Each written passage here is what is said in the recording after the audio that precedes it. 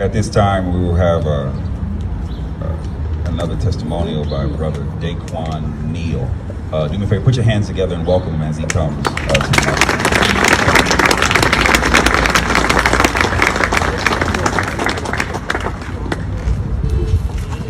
Wow. Right. Wow.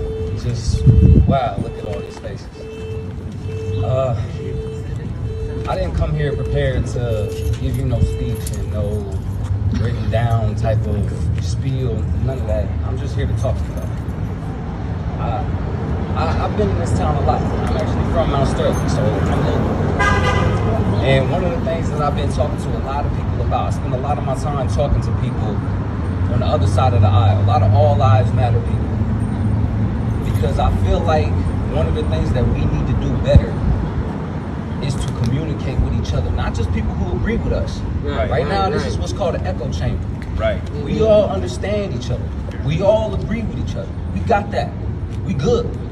What we need to do is when we hear all lives matter, we need to understand that I'm not about to get mad at you because you say all lives matter, because essentially you're not wrong.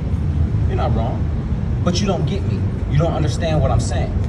If I said Black Lives Matter and you got mad, listen to you. I know you mad, brother. It's okay. I love you. Listen. We not mad at him. He just don't get it. He don't understand, and that's okay. It's okay for him to not get it.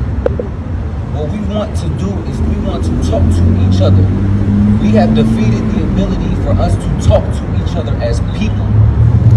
I recognize that man as a human. I just want him to recognize me as the same thing. That's right. That's right. I don't want him to see me get gunned down by one of these cops and say, well, what did he do? Because I don't want you to justify my murder. And I won't do the same for him. If that man get gunned down, I'm gonna wonder why that cop did that. Why couldn't he take him down peacefully? Why couldn't he de-escalate the situation?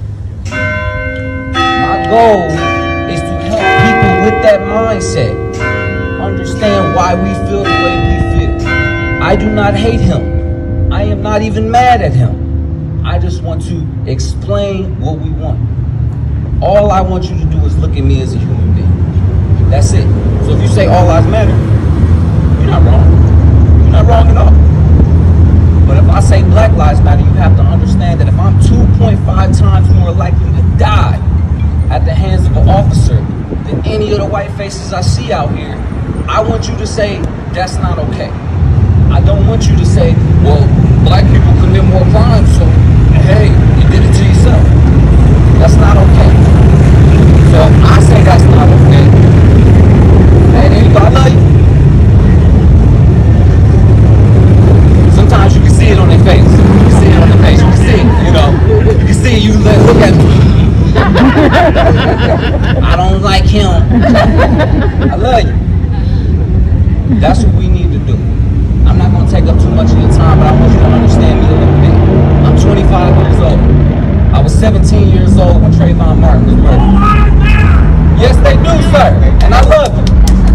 I ain't mad at you. I'm not surprised. But as I said, this is Circleville. We know what's up. We know what's up. Right. If you're from this town, you know what's up. So, like I said, I was 17 when Trayvon Martin was murdered.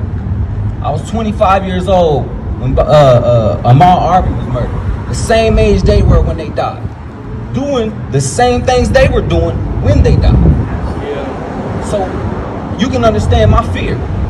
Living in Mount Sterling, being in Circleville, going to that club up the street by the subway. I don't know if y'all know about that. Like, you know what I mean? I was up there though. You know, that's just me though. But I got pulled over 13 times when I used to come to this town in 1 year.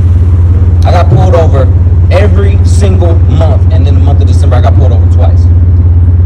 Now I was curious. I asked my friend Nick, he used to live up here, how many times you get pulled over this year? I ain't been pulled over this year. Really? And then I had to explain to him what went through my mind when I got pulled over all 13 times in that year. It wasn't, oh dang, I'm gonna get this ticket, man. Oh man, $150, what am I, man? No. I'm afraid that I won't be able to go home and teach my little brother the lessons that he needs to become a man. I'm afraid that this cop is going to see me reach for my wallet and gun me down like they did Philando Castile. I'm afraid that I won't be able to go home and tell my mama that I love her. I am afraid of losing my life when I am around a cop. Now, I don't know if any of the white faces here, now I don't mean to, separate you, but I gotta make sure that you understand that with your different skin complexion, do you fear like that when you get pulled over? Are you afraid that you might not go home to see your kids or your husband or wife or your mama and papa after you get pulled over? What is a stop to you? An inconvenience. And that's what it should be. But I'm terrified every time I get pulled over. Now I want y'all to do something for me. What will you do when you leave here? What you gonna do? Gonna go home, turn on Netflix? YouTube, probably. Because I see a lot of kids here. YouTube, yeah, YouTube, definitely. Watch some slime, yeah. I want y'all to do something for me. I want y'all to look up Black Wall Street. I'm sure a lot of my faces here might recognize Black Wall Street. Tulsa, Oklahoma, there you go. The race massacres, the red tails. I want y'all to research more black history. Therefore, when you talk to people from All Lives Matter, you get to help them understand what redlining was. You get to understand the impact that white supremacy in this country has had on people that look like me. You get to explain to them the truth that has been hidden from them. Now, when you do that, if they still decide to say, well, I don't agree with you, let that be. Y'all got a lot of opposition in this city.